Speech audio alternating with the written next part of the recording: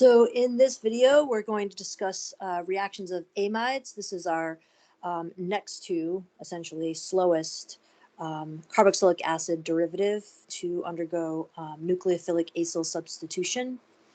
Amides are pretty unreactive, right?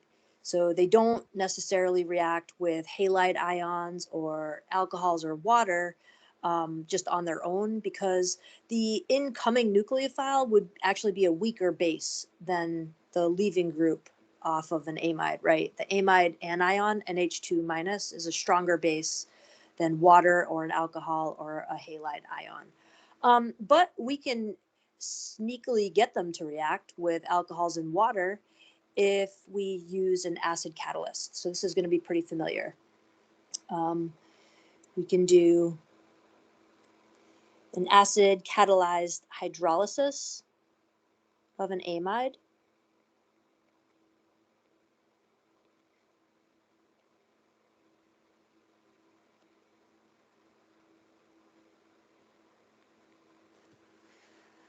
So in an acid catalyzed situation, you can get an amide to react with water to form a carboxylic acid, and you can get an amide to react with an alcohol to form an ester. So let's take one example here.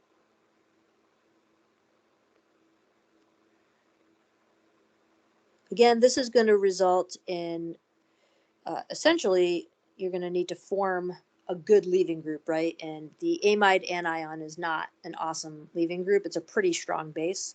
So what we can do is we can protonate the carbonyl oxygen. I'm just going to use H plus for slang there. So your acid is going to protonate the carbonyl.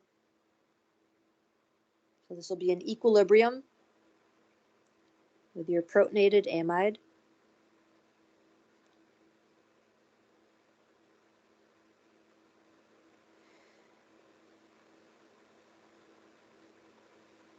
Remember, amides have another resonance contributor, and that is where the double bond is actually between the carbon and the nitrogen, and it's a pretty significant resonance contributor. So if you're wondering why I didn't protonate the nitrogen in that step, and because it's less electronegative than oxygen, right? Better able to support the positive charge. But so there is a contributing resonance structure here such that we have a negative charge on the oxygen and a positive charge on the nitrogen.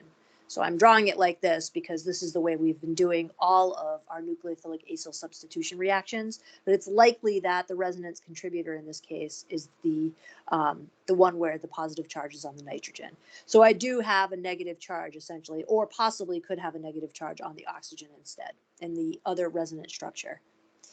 Now your nucleophile can come in. And I only say that because in case somebody was sitting there going, why did you choose the oxygen to protonate instead of the nitrogen? We're going to attack the carbonyl as usual, right? And this will be an equilibrium with, you guessed it, the tetrahedral intermediate. So we have our tetrahedron, our hydroxyl group up there. We have our amino group here. And now we have our nucleophile, which still has its hydrogen. So water's floating around in the reaction pot. Can probably come in, since this is acid catalyzed, right? Remove that hydrogen, deliver the electron density back to the oxygen. We are in equilibrium again with our neutral tetrahedral intermediate. Do you see the pattern?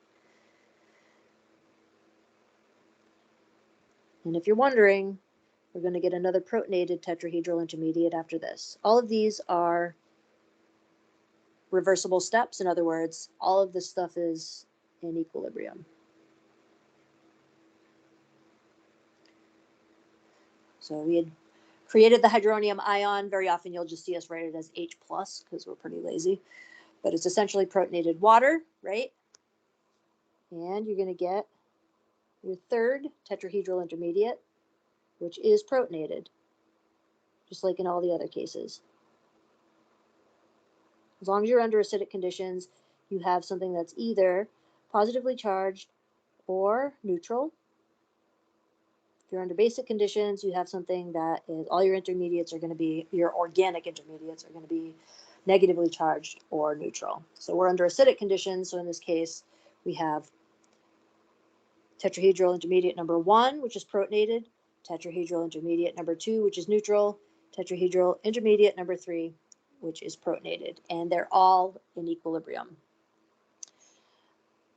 We reform our carbonyl and kick off the weaker base. So ammonia is weaker than the amide anion.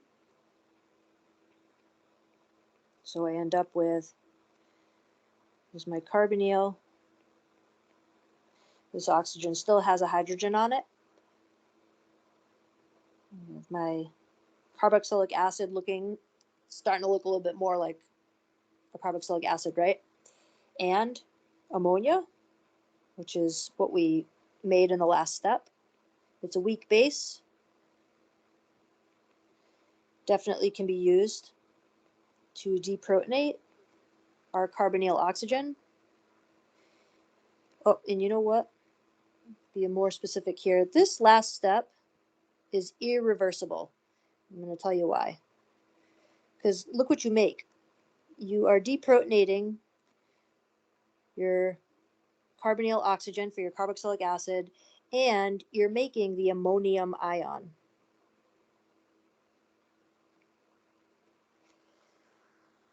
The ammonium ion is positively charged. It is not going to behave as a nucleophile. There is no lone pair of electrons on the nitrogen. So again, same 3 tetrahedral intermediates as in all of the other acid catalyzed processes that we've seen. Since the reaction is carried out under acidic conditions, the ammonia will end up being protonated before it leaves the 3rd tetrahedral intermediate. So that is our 3rd protonated tetrahedral intermediate, right? Ammonia is a weak base, so it's a good leaving group, or it's a better leaving group than the amide anion. And the reaction ends up being irreversible because the ammonium ion is not a nucleophile. So this right here is not reversible because this is not a nucleophile.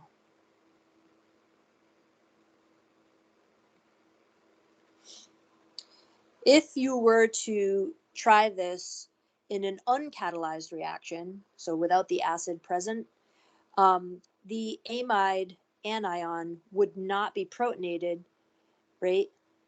And the amide, or I should say that the amide nitrogen would not be protonated, and the amide anion is too basic to leave on its own. So in other words, if you were to try to do this without an acid catalyst, you would not have a proton free to create the ammonia leaving group. And so you would not get NH2 minus taking off by itself. It's stronger than is a stronger base than any of the other potential leaving groups we've talked about for these carboxylic acid derivatives. There is one other group that I kind of want to talk about, and I wanted to leave it here. You can make a carboxylic acid out of something called a nitrile. So it's kind of like a new piece of functionality that I want to tack on here. You can do an acid catalyzed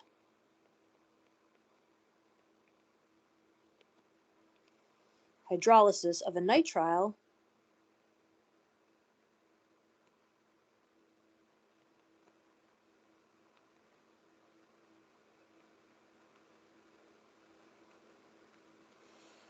to get an ammonium salt and a carboxylic acid. So in general, what does this thing look like?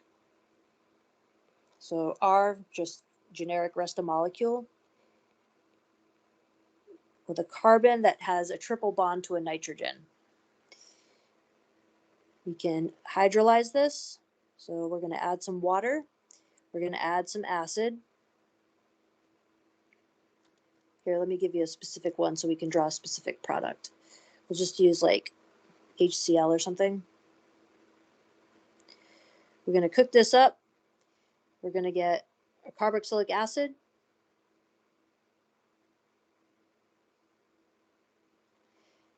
and in this particular case, ammonium chloride.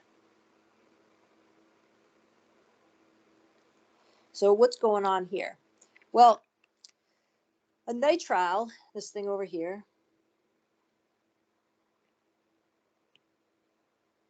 this is our nitrile, is a compound that contains a cyano group. So this is our nitrile.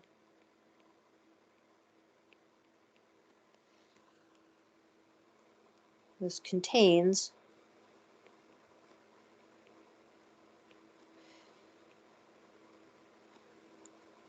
the cyano group.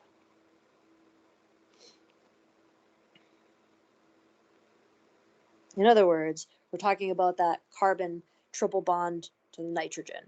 So that cyano group is our C triple bond N, right? And they are considered to be, so I guess I could draw that in for you. This is our cyano group.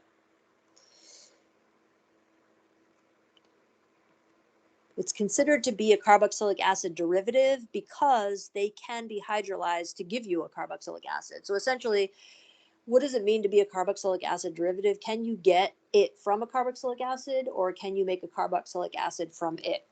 Nitriles are even more difficult to hydrolyze than amides, but very slowly.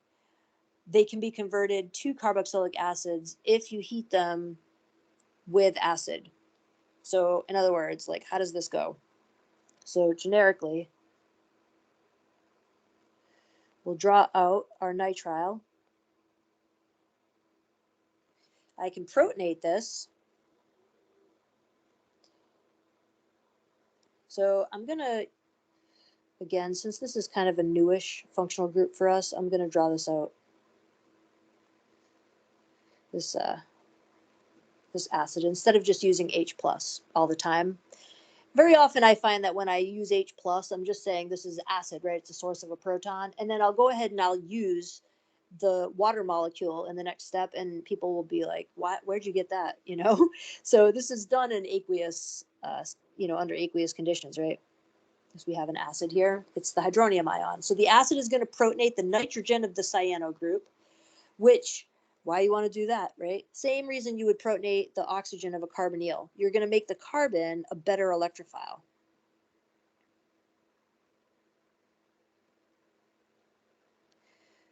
So I get a positive charge on the nitrogen. I now have a better source of an electrophilic carbon there. So we're making essentially that carbon hotter for nucleophilic attack. Why? Because water's kind of a weak nucleophile, right? So then the water can come in and it can attack the more electrophilic carbon. We're going to plop some electrons onto the nitrogen, right? So you can't have 10 electrons around carbon. And we're going to get something that is starting to look a little bit more like a carboxylic acid. Well, eventually. So over here, I've got the nucleophile still with its extra hydrogen. So put a little plus sign on that. We've got water. This is done under aqueous conditions. That can come in, can pull the hydrogen off the oxygen and quench that positive charge.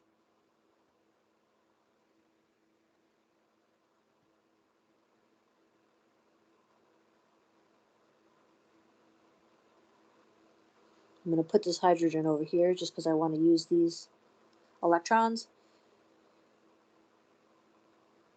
And I'm going to attack the acid catalyst.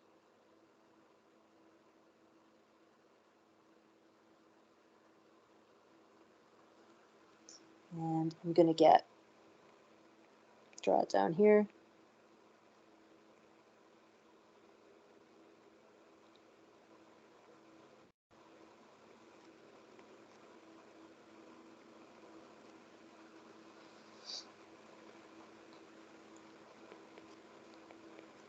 I can draw a resonance structure for this.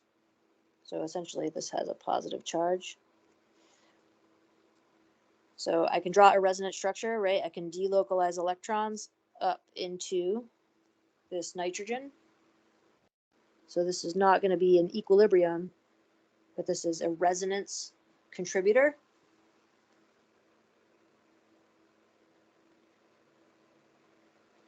What does it look like I'm trying to do here?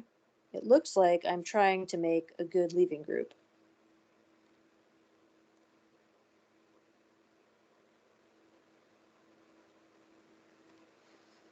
Right? Might not seem like it right now, but essentially what I can do is I can attack that carbon. So I could either tell you several steps later, or I could say, this is essentially the same thing again that we've seen. If I were to flip this around and show you, this is an amide, it's just protonated, right?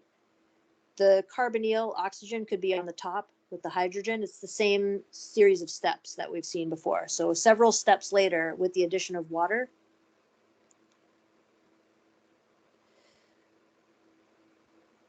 And what you get is your carboxylic acid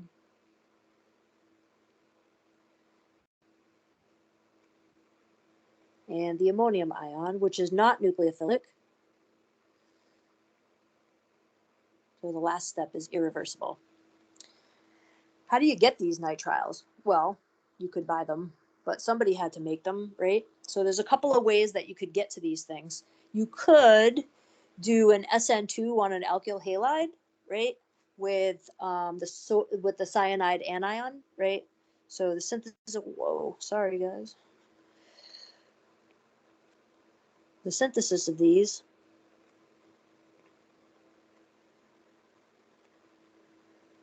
carboxylic acid derivatives called nitriles. One example could just be an SN2 on an alkyl halide with your cyanide anion, right? A negatively charged species makes a good nucleophile.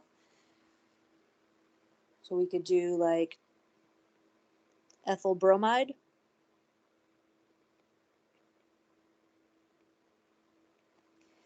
Your source of cyanide is probably just going to be like potassium cyanide or sodium cyanide.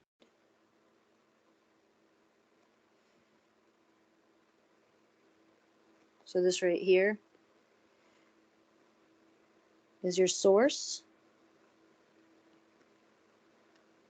of cyanide.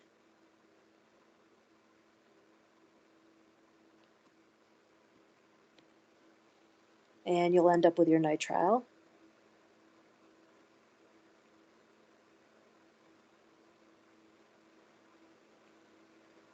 You could just write CN if you want. Sometimes it's helpful for people to see the triple bond. And just your inorganic stuff. So that's one way that you could get to it. Another example is just by taking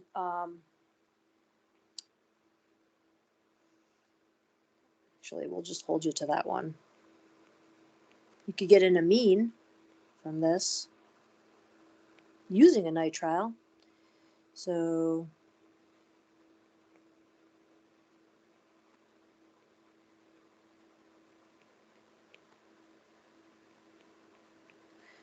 using a nitrile as a synthetic tool.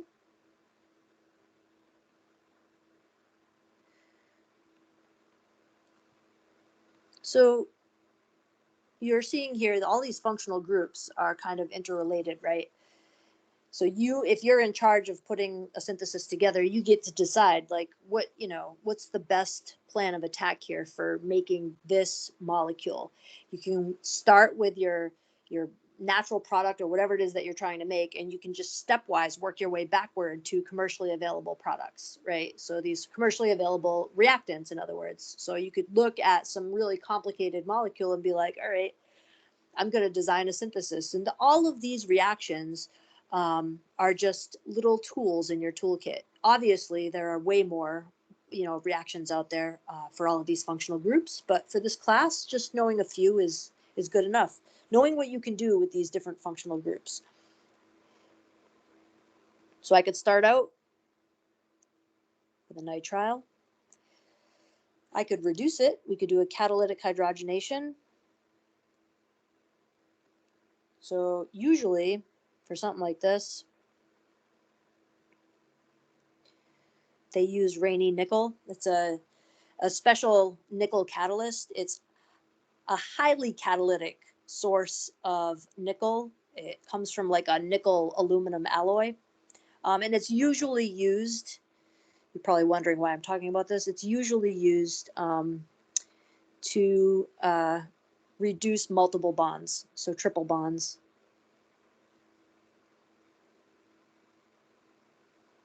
So it's a nice way to get the amine.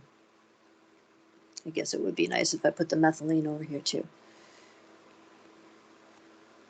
Well, that was fine the way it was.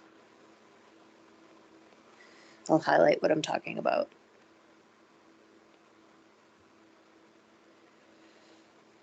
And then you could go on and use your amine as either a nucleophile or a base, right? In the coming chapter, or chapters, I should say, with the other group of carbonyl compounds that don't have a good leaving group or don't have a leaving group at all, aldehydes and ketones, we'll bring in amines again, and likely nitriles into doing synthesis of very specific other types of functionality like imines or enamines. And this is a good way to get an amine, or it's another way to get an amine.